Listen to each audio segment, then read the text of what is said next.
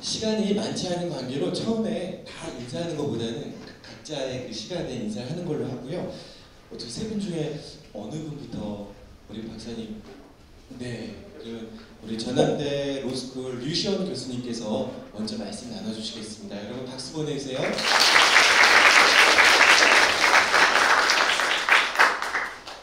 강의 너무 재밌게 잘 들었습니다. 이렇게 앞에서 재미있게 강의를 해주셨는데 또 이 딱딱한 법이란 이야기를 하려니까 그것도 첫 번째 토론자로 그런 이야기를 하려니까 약간 긴장도 되고 부담도 되기는 하지만 앞에 강의를 들으면서 그런데 이렇게 세상이 바뀌면 그러면 우리의 삶도 바뀔 거고 근데 그렇게 되면 과연 질서가 유지가 될까? 세상이 혼란스러워지지는 않을까? 이런 생각을 했던 친구들도 아마 있을 것 같습니다. 그래서 그런 점들에 대해서 법이 하는 역할이 무엇일지, 법이 해야 될 역할이 무엇일지에 대해서 짧게 좀 말씀을 드리려고 합니다. 저는 그 로스쿨에서 지적재산권법, 흔히 요즘에 지식재산권법이라고 부르는 그 법 영역을 가르치고 있는데요. 이 지식재산권이라는 거는 결국 인간이 창조적인 사고를 통해서 만들어낸 어떤 결과물들을 성과로서 보호하는 것을 목표로 하고 있습니다. 발명을 보호하는 것이 특허법이고 또 이제 저작물이라는 창작적인 표현을 보호하는 것이 저작권법인데요. 이 챗GPT를 포함해서 인공지능과 관련해서 최근에 이제 저작권법적인 이슈들이 많이 좀 제기가 되고 있습니다. 저작권법이 보호하는 것은 저작물이고요. 저작물은 인간의 사상 또는 사상 또는 감정을 표현한 창작물이라고 정의가 됩니다. 그런데 혹시 여러분들 아시는지 모르겠지만 그 인도네시아의 마카크 원숭이가 사진을 찍도록 사진기를 딱 놓고 찍힌 사진을 저작권을 보호할 수 있는지 여부가 문제됐던 사건이 있었어요. 그 사건에서 미국 저작권청이 등록을 거부를 했습니다. 사람의 창작 행위가 관여된 것이 아니다라는 이유로, 사람의 창작물이 아니다라는 이유로. 똑같은 문제가 인공지능 창작물에 대해서도 현재 좀 논의가 많이 되고 있습니다. 인공지능이 사람이 그것을 이용해서 만들어낸 어떤 창작적인 결과, 인공지능이 만든 결과이기 때문에 그 저작권법에서 정의하는 저작물의 정의 요건을 충족시킬 수가 없다. 인간의 사상 또는 감정을 담은 것이 아니다. 인간의 창작물이 아니다라는 그런 논의 때문에 현재 법제도 하에서는 그런 문제를 풀기가 좀 어렵다라고 이야기가 되고 있고요. 그래서 그러한 문제에 대해서는 저작권법을 개정하거나 아니면 새로운 법을 통해서 그러한 성과들을 보호하는 것에 대해서 현재 좀 논의가 진행이 되고 있습니다. 이제 그런 문제가 이제 한 가지 저작권법에 관련된 좀 문제라고 할 수가 있고요. 또 한 가지 측면은 챗GPT를 포함해서 인공지능 모델을 개발하기 위해서는 상당히 많은 수의 어떤 텍스트나 이미지 형태의 데이터들이 쓰이게 되는데 그렇게 쓰는 것에 대해서 특별히 허락을 받지 않는 경우들이 많이 있습니다. 크롤링이나 웹 스크래핑을 통해서 그런 데이터들을 대량으로 수집을 하게 되고 그 수집한 데이터들을 복제해서 데이터셋을 만들고 그 트레이닝 모드에다가 넣어서 이제 학습을 시키는 과정에서 계속해서 복제가 일어나게 되거든요. 그런데 거기에는 저작물이 포함되어 있을 수 있고 저작물을 복제하는 방식으로 이용하기 위해서는 저작권자의 허락을 받아야 됩니다.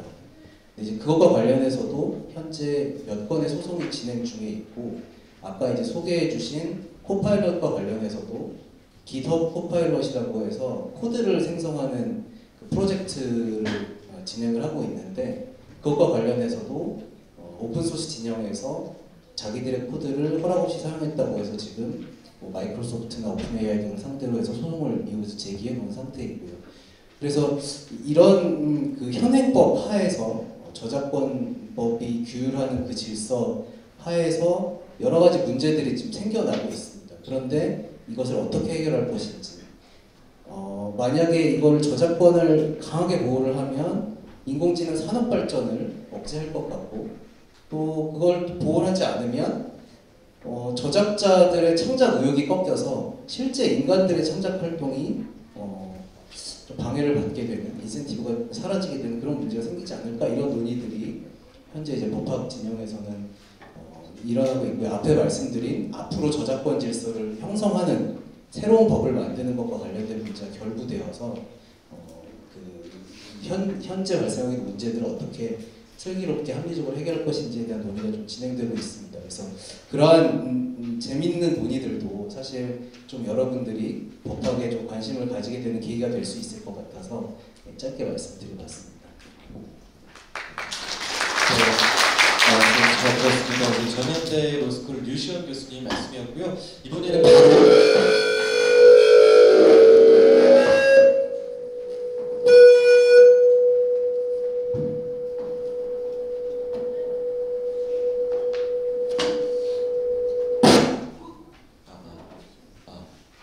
여러분 불편하셨죠? 죄송합니다. 원래 이게 생방송 중에는 이런 일이 있어도 또 생방송의 묘미다 하고 넘어가 주시는데, 자, 그러면 바로 다음에 우리 광주광역시 교육청의 유현석 장학사님 말씀 들어보겠습니다. 여러분 긴장하시고 박수 한번 보내주시죠. 안녕하십니까. 광주광역시 교육청 미래교육과에서 근무하고 있는 유현석 장학사입니다. 먼저 오늘 이시안 대표님 강의 때 들으면서 저도 많은 생각이 들었습니다. 일단 제가 여기 토론본 좀 한 달 전에 작성을 했는데요. 그 한 달 사이에 또 많이 변한 것 같습니다. 그래서 토론본이 좀 의미가 없어지지 않을까라는 생각을 하는데, 일단 제가 받은 토론 주제 방향은 교육 정책이랑 우리 학교 교육이 어떻게 나아가야 되느냐, 이런 것에 대해서 뭐 하울링이 울렸지만 당황스럽지만 당황하지 않은 척 하면서 해보겠습니다. 저희가 이제 AI, 생성 AI, 그런 챗 GPT가 도입되는데 과연 교육에서는 이게 어떻게 활용될 것인가, 이게 가장 큰 이슈가 됐던 게 아마 그 지난해 학교 과제를 챗 GPT를 이용해서 했던 그 이제 대학교 문제부터 아마 좀 시작이 됐던 것 같습니다. 그래서 학교 현장에서도 과연 이걸 어떻게 할 것인가, 이런 데에 대한 많은 고민이 됐고요. 뭐 조금 이제 저희가 예시를 들어본다면, 여러분 수학 시간에 계산기 사용하는 것에 대해서 어떻게 생각하시나요? 찬성하시죠? 예. 그럼 시험 볼 때, 수학 시험 볼 때 계산기 쓰는 거는 어떻게 생각하시나요? 왜 안 된다? 찬성하시는 거예요? 예, 반대한다. 예, 반대가 좀 더 좋습니다.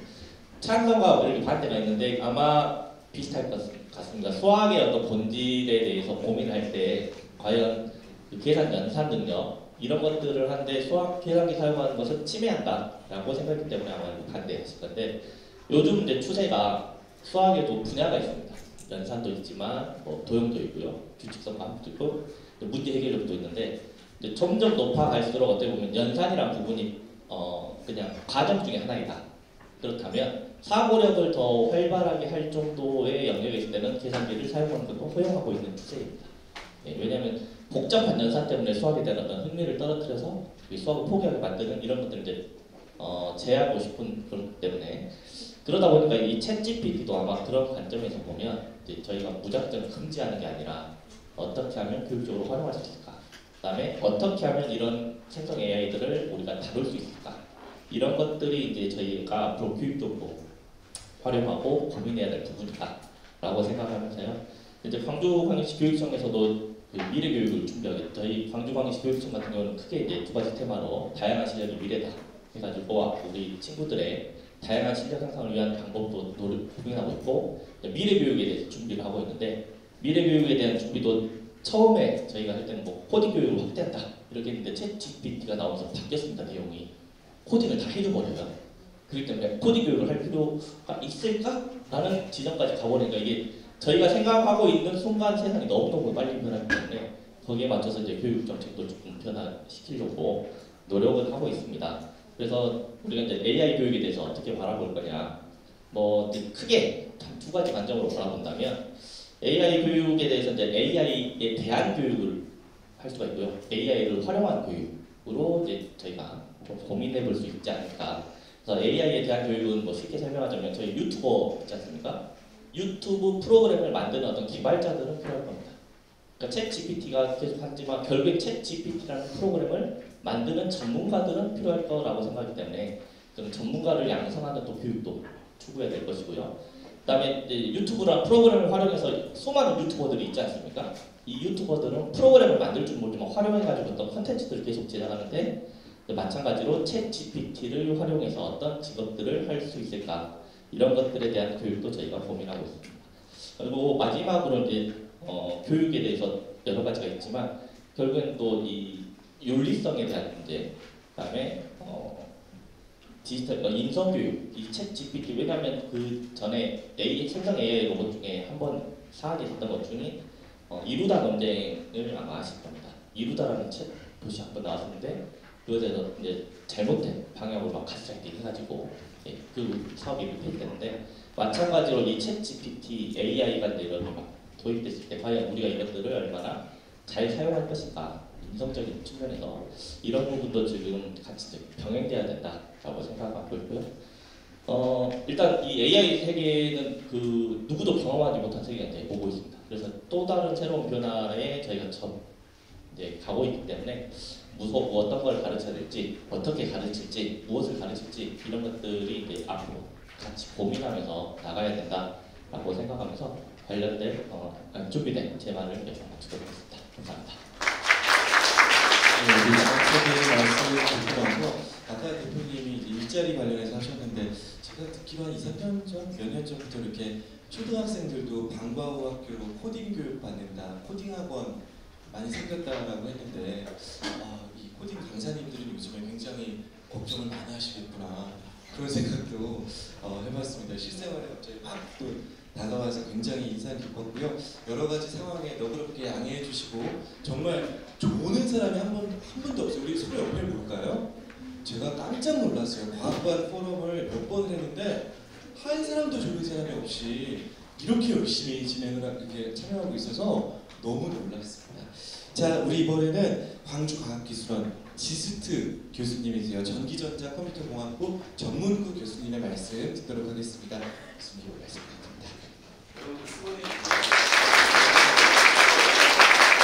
안녕하십니까. 예, 전문구입니다. 저는 광주과학기술원에서 인공지능, 컴퓨터 프로그램 이런 걸 알고리즘 이런 걸 가르치고 있는데요.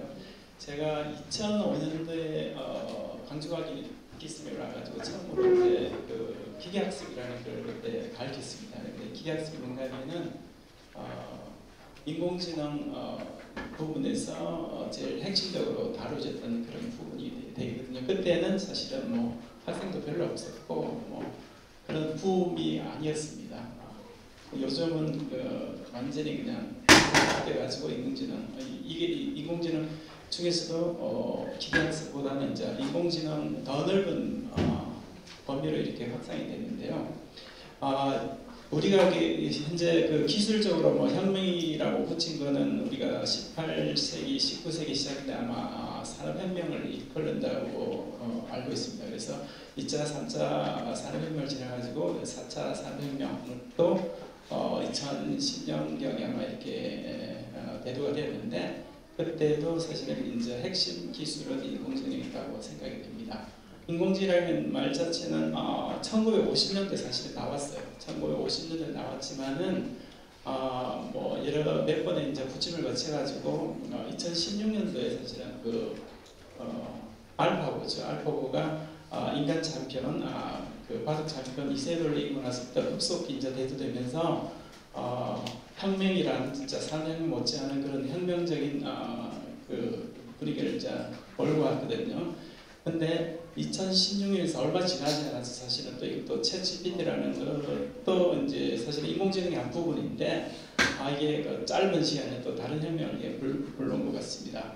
아까 우리 이시안 대표님의 그 발표에서 보셨지만은 사회 앞으로 뭐 사회 전반적으로 산업 전반적으로 엄청난 이제 일자리라든지 기회가 이제 오게 될 것인데 능력도 엄청나죠. 사실은 뭐 우리가 프로그램뿐만이 아니고 사실 음악도 아까 우리 광주과학기술원에서 인공지능으로 음악을 만들어서 굉장히 매출을 올린다는 분도 있지만은 사실은 이제 이게 챗GPT가 음악까지 훈련을 하면은 음악도 뭐 작곡이라든지 작사 이것도 쉽지 않게 금방 할 것으로 보고 있습니다. 그리고 생성형 영상의 이미지에 그 특화된 생성형 GPT, 생성형 AI 뭐가 있습니다. 뭐 미드전이라든지 딥페이크라든지 이런 것도 있는데 그것도 마찬가지로 뭐 우리가 거기서 챗GPT하고 이렇게 결합되어서 생성된 미술품이라든지 이런 것도 사실 보면은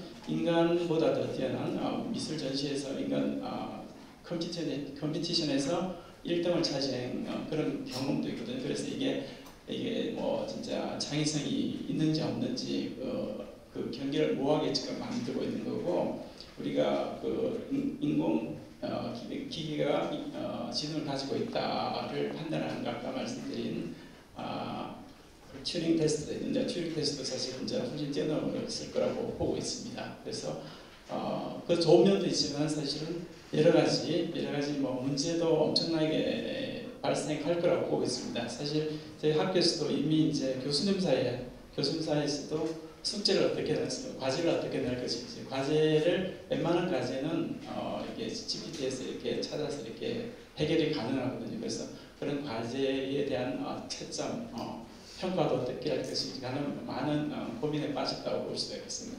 그래서 현재까지 그 교수님 중에서도 GPT 시도도 못해 본 분도 계시고 거기에 적응해야 될 엄청난 그 변화가 필요할 거라고 보고 있습니다. 그래서 하지만 또 아까 말씀드린 그 GPT가 정답을 제출하는 건 아니거든요. 이게 이제 생성형 AI라고 해서 데이터가 많은 거에서 데이터에서 이제 데이터 분포 확률에서 새로운 데이터를 만들어내는데 만약에 데이터가 부족하다든지 이렇게 되면은 뭐 답을 안 주는 게 아니고 그럴싸한 답을 내게 되가 있어요. 그래서 이게 법률적인 문제라든지 이런 문제가 있을 수도 있는 거거든요. 그래서 그리고 뭐 딥페이크 이런 거가 결합되어 가지고는 뭐 선거라든지 대통령 선거라든지 그 다음에 유명인들을 갖다가 폄하할 수 있는 그런 나쁜 쪽으로도 쓸 수 있기 때문에 이것을 어떻게 이런 피해를 감소시키냐 하는 그런 노력도 사실 인공지능 연구에 들어가는 노력만큼 필요하지 않나 그런 생각이 들고 사회적인 대책이 필요한 시기라고 보고 있습니다. 그래서 우리 모두는 사실 엄청난 그 포텐셜 가지고 있는 이 챗GPT를 어떻게 활용할지 이런 것도 배워야 되지만은 다른 한편으로 그런 인공지능 전문가라든지 학자들은 또 이거 피해를 막는 그런 대응 방법도 열심히 연구를 해야 된다는 생각이 심각하게 이제 찾아온 것 같습니다. 네, 이상으로. 교수님 말씀까지 들었습니다. 얼마 전에 이탈리아는 아예 그 챗GPT 접속을 차단했다고 하고 지금 뭐 삼성전자랑 SK하이닉스는 사내에서 챗GPT 접속을 또 차단했다고 하고 그래서 교수님 말씀대로 이제 사회적 합의나 규제나 그런 것에 대해서 논의가 본격적으로 전달이 되어야 하는 시점이 아닌가라는 생각이 듭니다. 오늘 이 발제와 또 토론을 통해서 우리 학생들 정말 15년이라고 말도 하면 안 되겠네요. 당장 몇 년 뒤부터 우리 삶에 가장 중요한 도구로 작용할 이 챗GPT에 대해서 고민하는 시간을 가졌을 것 같고요. 미래 사회와 또 과학에 대한 소양을 키울 수 있었던 시간인데 저에게 첫 질문 기회를 주셨더라고요. 과학관에서. 그래서 챗GPT 관련 질문은 아마 우리 참석자분들이 이후에 하실 테니까 저는 아무래도 우리 청소년들 같은 경우에 앞으로 직업을 정할 때 청소년기에도 청년기에도 여러 번 꿈이 바뀌고 또 직업이나 진로에 대한 비전이 바뀌곤 하잖아요. 그래서 그런 것에 대한 궁금증도 많을 텐데 우리 이시안 대표님께서 대학교 때 국문학을 학사적사 박사까지 하셨더라고요.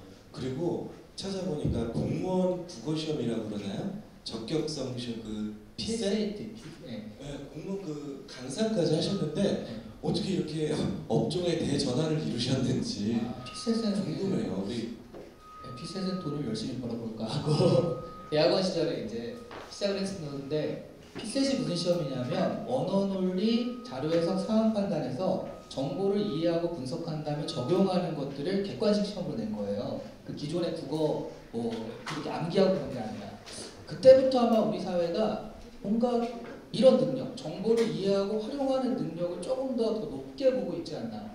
그럼 지금 여러분 기업에 들어갈 때 보는 뭐 인적성 시험이라고 하죠. 대기업의 그런 것들도 사실은 정보를 이해하고 활용하는 능력이 있나 체크하는 시험들이거든요. 그래서 여러분이 얼핏 보면 무슨 IQ 테스트 하냐 이런 생각이 들 정도의 시험들이에요. 그러니까 우리 학교에서 막 암기하고 그런 게 지금은 아니에요. 네. 그래서 좀 바뀌었는데 일자리 문제 얘기하셨는데 약간 이런 것 같습니다. 지금이 어느 때 같냐 하면요. 이게 외국에서 시작된 유행이거든요. 그 외국에서 이게 막 터지면서 한국으로 들어온 거예요. 그래서 여러분 이런 표현 아시죠? 자고 일어나면 세상이 바뀌어 있다. 이런 표현 아시죠? 지금이 그래요. 왜냐하면 우리가 자고 있을 때 외국 애들이 자꾸 일을 해. 또 자고 있는데 뭘 발표해요. 딱 일어나서 보면 이게 된다고? 또 자고 있는데 또 보면 이게 된다고? 그래서 지금 일주일, 2주일 사이에 이렇게 변하는데 우리 학생들이 10년 있다가 어떤 직업을 가질까 지금 생각하는 건 저는 좀 많이 이른 게 아닌가 하는 생각이 들고요. 그러니까 다 달리기 공부 열심히 했어요 지금까지. 그래서 지금 어떻게 빨리 달릴까? 공부를 어떻게 잘할까? 뭐 스트레이트를 맞는 사람도 있고 운동을 열심히 해서 그 달리기 시합에 나서는 사람도 있고 건강, 다이어트 뭐 이런 거 해가지고 나서는 사람도 있어요. 근데 지금 자동차가 나온 거예요. 왜 이렇게 놀라니? 자동차가 나온 거예요. 그러면 내가 아무리 스테로이드를 맞아봤자 이게 상대가 안 되잖아요. 비실비실한 자동차 운전사가 진짜 빠른 스프린터를 이길 수 있는 세상이 된 거죠. 그 운전하는 능력과 달리는 능력은 다르잖아요. 그래서 저는 사실은 정보를 이해하고 활용하는 지금의 이 시험들이 원하는 능력 자체가 실제로 나중에도 그런 것들을 하려면 어떤 직업이든 할 수 있다고 생각을 하거든요. 한 가지 직업을 택해가지고 그걸 10년, 20년, 30년 했던 건 좀 옛날의 생활 방식이라면 지금은 뭐 이거 되게 오래전에 나온 통계인데 한 10년, 15년 전에 호주에서 청소년들한테 앞으로의 이 친구들은 적어도 7번 직업이 바뀔 것이다 라는 예측을 한 적도 있습니다. 그래서 직업보다는 내가 어떤 능력을 가질 것인가 이 능력을 가지고서 계속 하시면은 예를 들어서 제가 아까 보니까 되게 여러 가지를 한 것 같잖아요. 근데 저는 한 가지를 했어요. 대중들이 좀 어려워하는 정보를 제가 빠르게 캐치해서 그걸 대중들한테 전달하는 역할, 쉽게. 그거를 책으로 하니까 작가라고 그러고 방송에서 하니까 방송인이라고 그러고 또 이렇게 하니까 뭐 교수라고 그러고 강사라고 그러고 저는 그 한 가지를 했는데 그게 표현 방식이 되게 다르다 보니까 유튜브 하니까 또 유튜버라고 그러는 거예요. 근데 옛날에 10년 전에 유튜버라는 직업이 없었잖아요. 근데 나는 하는 일은 똑같았거든요. 그래서 아마 이런 직업보다는 자기 능력 이런 것들 나는 이런 거를 좀 잘해 이런 것들을 발굴하고 그런 것들을 계속 밀어붙이면 할 수 있는 일은 계속 밀어날 거라고 저는 보거든요. 그런 식으로 좀 미래를 준비하는 게 좋지 않을까 생각합니다. 네. 그리고 대표님 혹시 오늘 우리 두 분 교수님과 차 박사님 해주신 말씀 중에 네. 또 나눠주실 말씀 있었나요? 말씀에 대해서. 워낙 좋은 말씀 많이 하셔가지고 뭐 이렇게 질문을 받는 걸로. 네, 이어가도록 하겠습니다. 그러면 먼저 우리 채팅창에 질문을 주셨는데 우리 말썽쟁이 네오님인 것 같아요. 그러니까 그 전 세계에서 검색 사이트 구글이 이렇게 정교하지 못한 나라가 우리나라가 유일하다라는 말이 있을 정도로 네이버가 그동안 잘 해왔고 그랬는데 결국 플랫폼 싸움일 텐데 네이버의 지금 대응 정도나 국내 업체들이 어떤가 또 앞으로 어떻게 해야 될 것 같나 정복당하지 않으려면 챗GPT 분야에서 또 제가 얼마 전에 김대중 대통령의 옥중서신을 읽었거든요. 거기에 뭐라고 감옥에 계실 때 옥중서신이잖아요. 감옥에 계실 때 역사를 한번 훑어봤더니 한국인들이 잘하는 게 있다. 수성하는 거. 옛날부터도 항상 외세가 들어왔을 때 정말 수성은 정말 잘했다. 이렇게 좀 분석을 하셨더라고요. 말씀하신 한글이라든가 워드가 이렇게 장악하지 못한 시장이 되게 몇 개 안 되는데 한국이 한글로 장악을 딱 막았어요. 왜냐하면 학교, 관공서, 군대에서 열심히 써대니까 그렇게 됐는데 그리고 네이버가 있었기 때문에 구글이 또 장악하지 못했거든요. 아마존이 이렇게 들어오지 못한데도 한국이 거의 유일하다시피 합니다. 근데 이게 그래서 이번에 네이버나 카카오가 뭐 서치 GPT나 이런 거 낸다고 해요. 7월이나 8월쯤에 나올 예정인데 그게 저는 아마 성공할 거라고 봐요. 왜냐면 그동안에 한국인들의 어떤 특징을 보면 우리 걸 써야지 이게 우리 정서에 맞고 우리 문화에 맞아 라고 성공할 거라고 보는데 저는 오히려 그러지 않았으면 좋겠다는 얘기를 요즘 많이 하고 다녀요. 왜냐하면 여러분 외국인들이 네이버 쓰는 거 본 적 있으세요? 외국인이 네이버 들어가서 막 이런 거 본 적 없잖아요. 그렇죠? 그러니까 라인이나 다른 걸 가가지고 가지 웹툰 이런 걸 보내지 네이버 포탈도 말하자면 되게 내수예요. 이렇게 꽉 잡고 있는 시장이 내수예요. 그래서 이거를 한국말이 통하는 이걸 하면 분명히 이건 괜찮긴 한데 그냥 한국인들이 또 우리끼리 으쌰으쌰 하고 끝나지 않을까. 그러면 일본이 지금 한때 경제 대국 2위까지 갔다가 이렇게 떨어진 거는 잘라파고스라고요. 재팬 플러스 갈라파고스라고 하거든요. 자기들끼리 소니 만들면 다 내수가 1억 2천이니까 자기들끼리 쓰다 보니까 뭐 외국에 굳이 외국에 왜 어필할 필요가 없어. 이러다가 이제 지금은 잘라파고스가 되는 거거든요. 약간 한국의 IT가 그렇게 되지 않을까 하는 생각도 있어요. 그리고 잘못해서 게임 같은 것도 되게 앞서가다가 지금은 그렇게 앞서가는 나라가 아니잖아요. 그래서 저는 어차피 AI 경쟁이 뒤진 거 그냥 이쪽으로 좀 더 해가지고 외국을 겨냥해서 만든 다음에 완벽하게 한국어로 트랜스레이터를 한다거나 이런 식의 방향을 좀 잡고 외국과의 경쟁에 나서주면 네이버 같은 데가 나서지 않으면 뭐 어디가 나서겠어요. 그래서 저는 그런 방향이 좋다고 생각하는데 근데 어쨌든 방향은 한국 수정부 잡았고 그거는 저는 될 거라고 봅니다. 네, 감사합니다. 우리 손 들어서 청중들 질문 좀 받아볼까요? 질문 있으신 분 부끄러우시면은 여기 책이 남았으니까 네, 질문하시면 책을 드리는 걸로 하시면 많이 할 것 같아요. 네. 네. 챗 GPT는 인공지능 스피커나 로봇에 연결 가능하나요? 프로그램. 우리 지금 다시 한 번만 크게 말해줄까요? 챗 GPT 프로그램을 인공지능 스피커나 로봇에 연결 가능하나요? 이거는 아직 가능할 겁니다. 지금 현재는 아마 글로 써서 하는 건데 글을 그 말로 하는 거는 어렵지 않기 때문에 예, 금방 가능한 겁니다. 네. 또 우리 친구 아까 크게 말해주세요. 챗 GPT가 날이 갈수록 발전하는데 이런 챗 GPT가 계속 발전해가지고 단순히 창작물을 생산하는 것이 아닌 사회나 뭐 과학 그런 것에 기여하다가 정치권에 참여하게 될 수도 있지 않습니까? 이런 것에 대해서는 어떻게 생각하는지 궁금해가지고. 또 어른이신 생각은 예, 뭐 사회, 과학, 정치 쪽 다 아마 영향을 미칠 것 같습니다.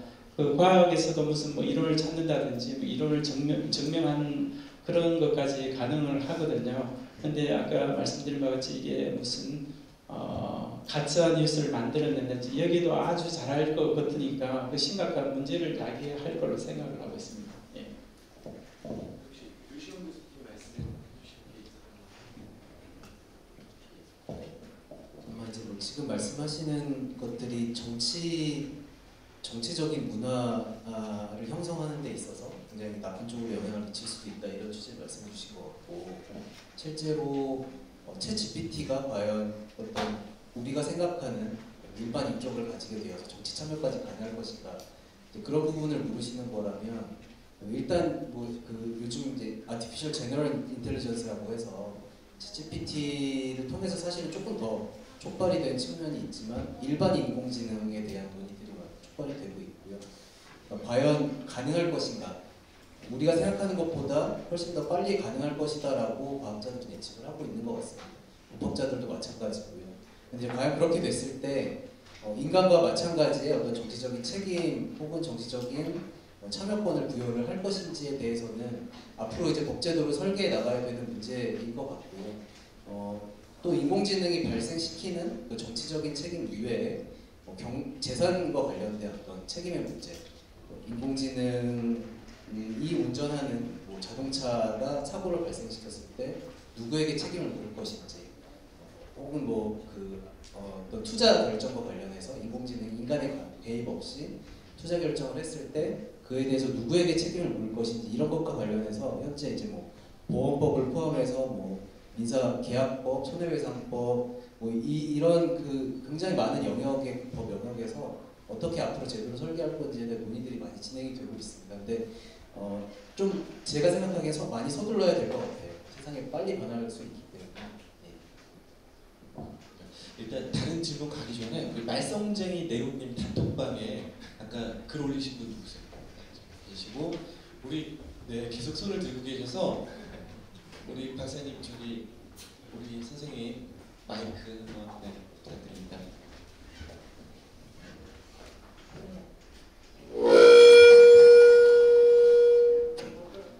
네, 초등학교 학부모입니다. 저는 이제 학교 교육에 대해서 관심이 많은데, 저도 이제 챗GPT를 사용하면서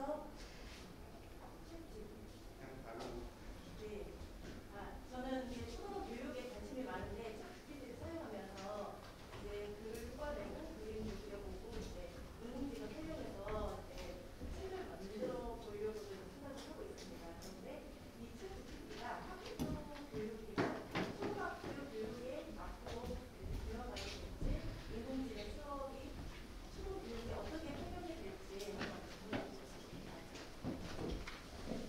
네, 감사합니다. 저도 답변을 하게 됐네요. 예, 실은 방금 이제 물어보신 것처럼 학교 교육에서 챗GPT가 어떻게 활용되고 있느냐, 앞으로 어떻게 활용될 거냐 아마 많은 관심이 있으실 건데요. 이미 하고 있습니다. 하고 있고요. 지금 광주시 교육청 같은 경우는 전남대학교하고 또 이렇게 MOU를 맺어가지고 올해 여름부터 이제 대규모로 연수도 지금 진행할 예정이고요. 현장에서 선생님들은 실질적으로 먼저 선구적으로 하신 분들이 하시고 계셔서 최근에도 또 관련된 연수를 하셨어요. 이제 어떻게 했냐면 제가 그래서 혹시나 해서 자료 봐거든요. 네, 근데 방금 어머님이 말씀하신 내용 거의 그대로를 구현하고 있습니다. 선생님들이 하시고 있고요. 그러니까 몇 가지 사례를 제가 해드리려고 가져왔거든요. 그러니까 실제로 이제 국어 수업 시간에 시를 씁니다. 아이들이 봄에 관한 주제로 시를 쓰면 챗GPT한테 물어봐서 봄에 방금 아까 이찬 대표님 한 것처럼 조건을 줘서 시를 뽑아보기도 하고요. 아니 본인이 쓴 시를 챗GPT한테 넣으면서 평가를 해주라고 요구도 해보고요. 그다음에 이런 내가 쓴 시와 관련해가지고 어울리는 음악 한 20개 추천해줘.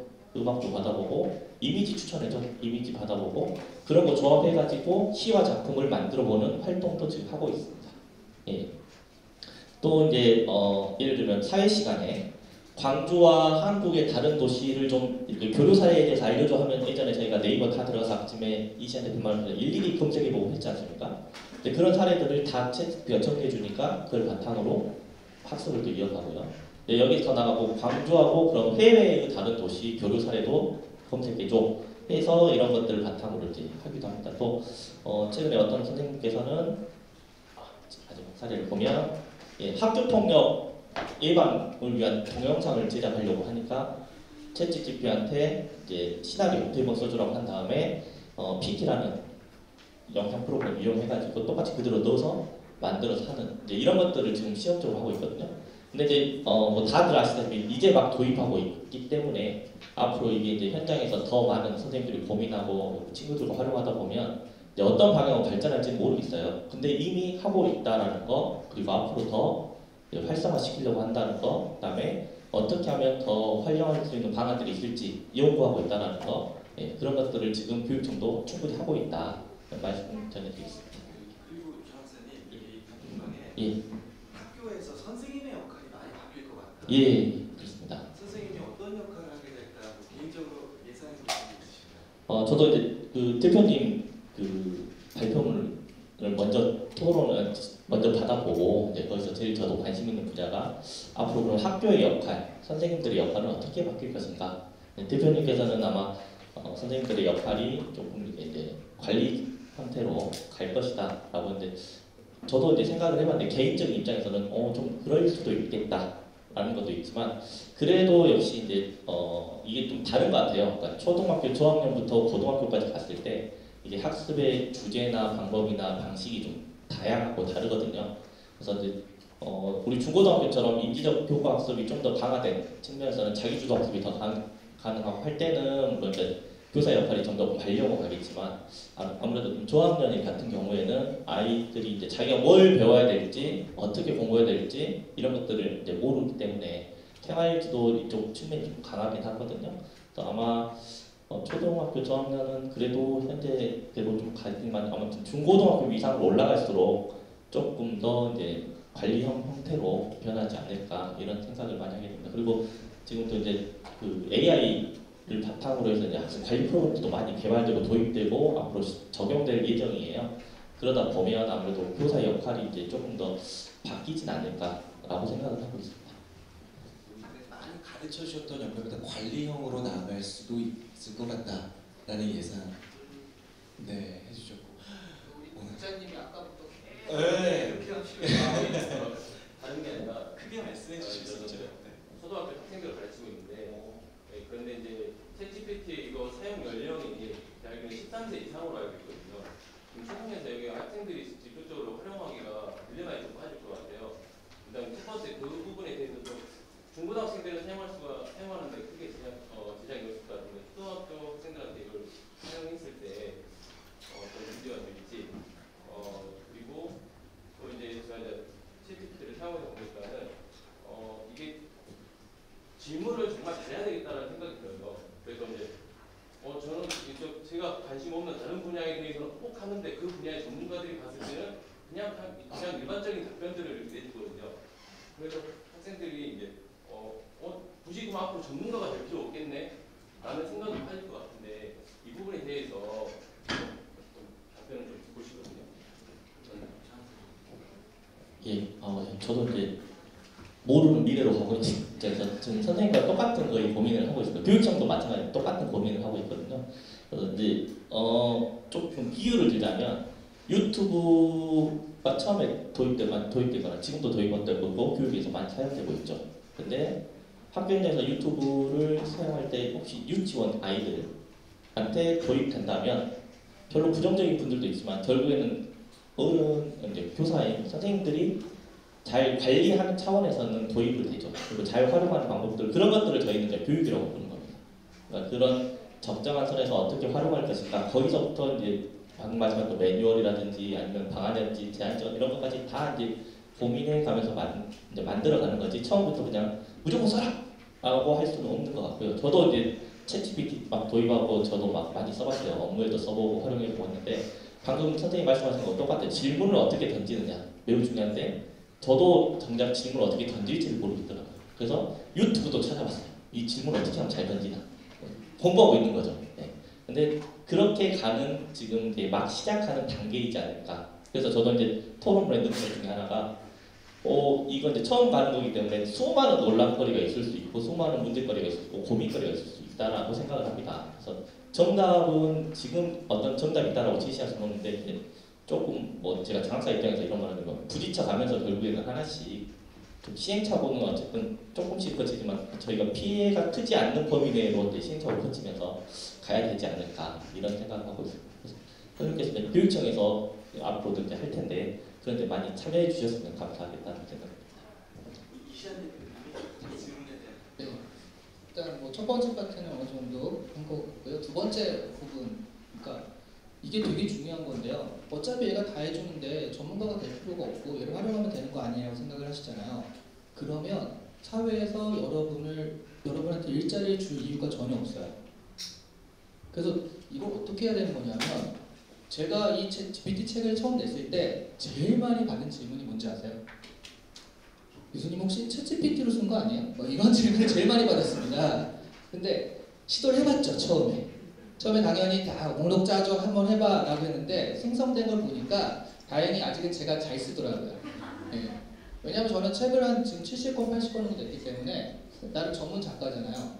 그러니까 얘는 이게 인터넷에 여러 가지 자료에 확률적인 걸 따라가기 때문에 얘의 능력은 평균이에요. 말씀하신 딱 그냥 100이라고 치면 50이 나와요. 어떤 분야에서든. 그런데 적어도 저는 책이라는 분야에서는 제가 한 90은 된다. 얘보다 잘 쓴다. 라고 생각을 하기 때문에 그래서 제가 작가로서 책을 낼 수가 있거든요. 근데 내가 40이면 작가가 40인데 얘가 50이면 얘가 내면 되잖아요. 그 일자리를 잃어버리는 거예요. 그럼 무슨 얘기냐면 진짜 이건 내가 할 필요가 없는 게 아니라 한 가지 분야에서 얘보다 잘하는 것을 연습하셔야 된다는 거예요. 적어도 한 가지 분야에서는. 그리고 저는 비즈니스를 하지 않았습니까? IR 자료, 그러니까 투자 자료 같은 거 못 만들어요. 근데 제가 갑자기 이거 사업 되겠는데? 그럼 IR 자료를 만들어야지? 라고 제가 만들잖아요. 그러면 한 5에서 10 정도의 결과물이 나올 거예요. 그거를 GPT를 이용하면 50이 나옵니다. 그러니까 내가 못하는 분야에서는 얘를 활용하면 되고요. 그런데 내가 잘하는 분야에서는 적어도 얘보단 잘해야지. 그렇다고 뭐 1부터 90까지 자기가 하는 게 아니라 얘한테 일단 생성을 시켜요. 50 정도가 나오겠죠. 거기에 나의 전문적인 생각과 지혜를 넣어가지고 추가, 뭐 편집 이런 걸 해가지고 90으로 만드는 게 이제 사람의 역할인 거고요. 그리고 내가 못하는 분야 얘를 활용한다 라고 생각을 해야지 얘가 나의 동료가 됩니다. 근데 얘가 나보다 다 잘하잖아요? 나의 적이 될 수밖에 없어요. 그래서 저는 동료가 되는 게 좋지 않을까. 그래서 이게 얘가 다 해주니까 우리가 뭘 할 필요가 없다가 아니라 적어도 한 가지 분야. 내가 행정 업무라면 기획은 얘보다 잘해야 되는 거예요. PPT를 만들거나 뭐 계산을 하거나 이런 거 못해도요. 얘를 시키면 되니까 하나는 잘해야지 나의 일자리가 있을 이유가 된다. 그래서 한 분야를 좀 깊게 파시라라고 오히려 저는 말씀을 드립니다. 저도 관련된 말씀을 하나 드리겠는데요. 그 GPT라든지 인공지능에서 없을 수 없는 이제 일자리 하나는 인간이 실제로 이제 인공지능을 잘 알고 시스템을 잘 알아야 되는 부분이거든요. 그쪽 부분은 사실은 없어질 수가 없는 직장이 되겠고, 사실은 뭐 프로그램도 GPT가 잘 해줄 겁니다. 그렇지만은 이제 우리 대학에서는 직접 코딩을 하는 것보다는 프로그램 알고리즘의 그 원리라든지 그걸 배우기 때문에 여러분 뭐 프로그램 공부 안 해도 된다 그렇게 생각하면 안 되고 그 알고리즘의 원리 이런 거는 다 열심히 배워서 인공지능에 직접 투입되는 그런 인재가 되기를 바랍니다. 그리고 우리 채팅 조아님이 또 날카로운 질문 해주셨는데 법학 교수님께 질문 드린다고 결국 인공지능 창작물의 저작권을 인정하지 않을 수 없게 될 것 같다. 그 시기가 언제쯤으로 그런 재산권이나 그런 것들을 언제쯤으로 보고 계시냐라는 질문이거든요. 인공지능 창작물을 보호를 할 수밖에 없을 것 같다는 결론이 당연히 나오지가 않을 것 같습니다. 왜냐하면 인공지능이 만들어내는 그 이른바 창작물이라고 하는 건 인간의 창작보다 훨씬 더 많은 양으로 훨씬 더 빠른 속도로 만들어질 수가 있습니다.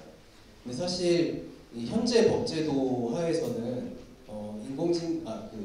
창작물을 보호하는 이유가 그걸 법적으로 보호하지 않으면 새로운 창작을 하도록 사람들을 유인할 수가 없다. 그렇기 때문에 적절한 보상을 하고 법적인 보호를 제공을 함으로써 더 많은 사람들이 창작에 참여하고 그래서 결국은 우리 사회가 전체적으로 다양한 표현들을 향수할 수 있게 되는 그런 점점점 발전하는 문화적으로 발전하는 사회가 되도록 하는 것을 이제 목표로 지금 이제 저작권 법제가 만들어져 있는데 그거는 사실 사람의 창작량, 사람의 창작 속도를 기준으로 해서 그 보호의 범위와 보호의 기간이 대략 정해져 있는 거거든요.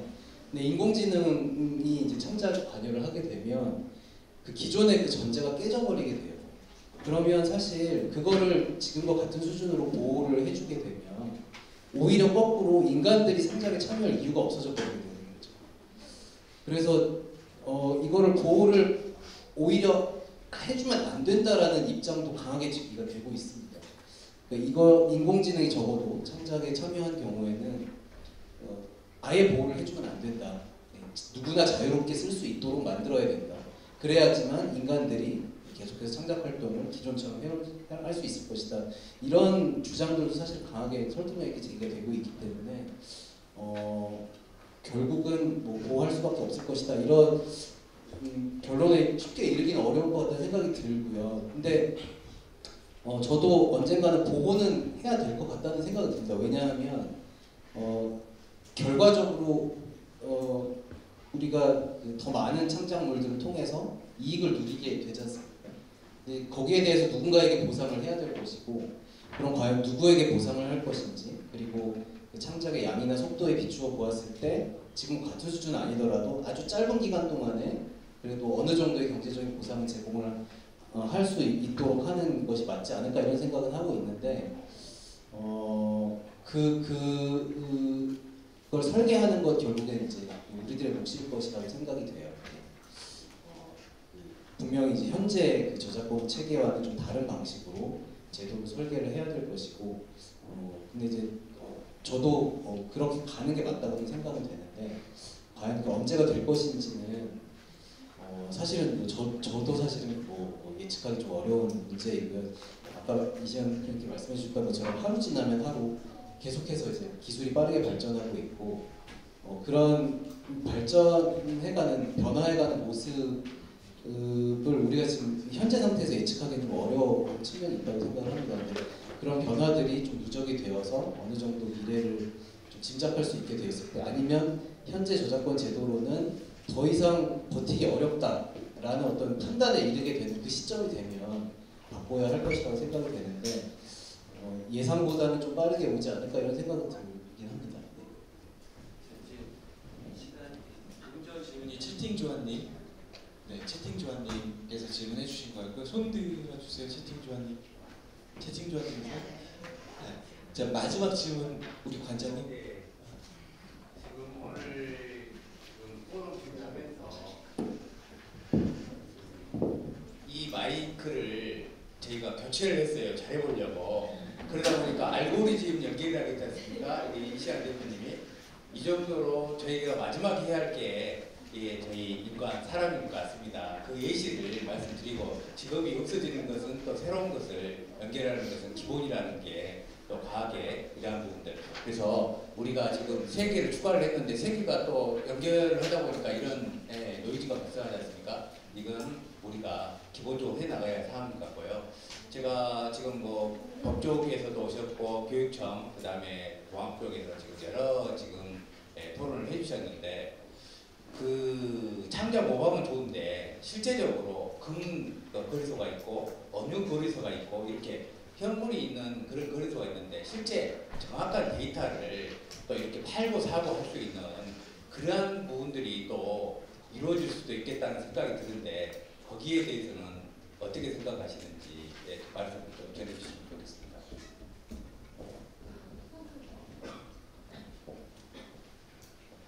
그 데이터 거래소라는 말씀이 아마 두 가지 의미를 담고 있는 것 같아요. 하나는 인공지능 학습에 사용되는 학습용 데이터의 어떤 거래 시장이 형성될 수 있다는 그런 의미이신 것 같기도 하고, 또 하나는 인공지능이 만들어낸 창작물이 경제적인 가치를 가질 경우에 그걸 사고팔고 할 수 있는 그런 시장에 대한 말씀이기도 한 것 같습니다.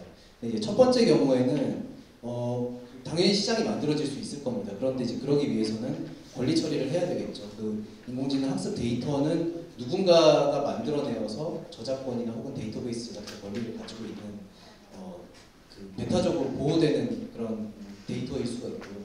또 하나 해결해야 될 문제는 개인정보 보호 문제를 또 해결을 해야 될 겁니다. 개인정보 보호 부분이 처리가 안 되면 개인정보 보호법에 의해서 사실 형사처벌까지 될 수 있는 행위가 되기 때문에 그런 부분들이 좀 법적으로 리스크들이 제도가 좀 경계되고 리스크가 해결이 되면 충분히 거래가 가능할 것이고, 오히려 그런 거래들이 좀 활성화가 되어야지 인공지능 기술 개발이 좀 뒷받침이 될 수 있을 거라고 생각이 들고요. 창작물의 경우에는 거래 시장이 저도 마찬가지로 형성이 될 수 있을 것 같습니다. 그런데 이제 인간의 창작물과 적어도 좀 구분하는 표지는 있어야 그러한 것들이 그에 상응하는 그것에 들인 노력이나 아니면 또 창작적인 가치에 상응하는 제대로 된 시장 가치가 형성이 될 수 있을 것이라는 생각이 들어서 그런 또 표시와 관련된 의무, 인공지능이 만들어낸 창작물이다, 인간의 창작물이 아니다라는 그런 어떤 표시 의무에 대한 어떤 제도적인 기반이 좀 마련이 되어야 될 것이라는 생각입니다. 감사합니다. 마지막 질문까지 했고요. 시간 관계상 여기 단체 아쉬우시죠? 단체 카톡방에도 너무 날카로운 질문이 많았는데 이제 마무리를 해야 될 시간입니다. 너무나 아쉬운데 또 그런 궁금증과 고민을 담아서 계속 챗GPT에 관해서 공부하시고 준비해 나가시면 더 또 좋은 결실이 삶에 맺어지지 않을까 생각을 해봅니다. 자, 오늘 인공지능 챗GPT 시대 진정한 창의성이라는 주제로 제1회 인공지능 오디세이 포럼 국립광주과학관에서 열렸습니다. 아까도 말씀드렸는데 4월 20일부터는 이 과학관에서 각양각색 컬러나라 특별전하고 인공지능 오디세이 봄축제, 야외 음악회 등 아주 다양한 행사가 진행될 예정이니까요. 계속해서 관심 가져주시고요. 오늘 보여주신 관심만큼 우리 국립광주과학관도 계속해서 준비해 나갈 예정이니까 많이 관심 가져주시고 방문해 주시면 좋을 것 같습니다.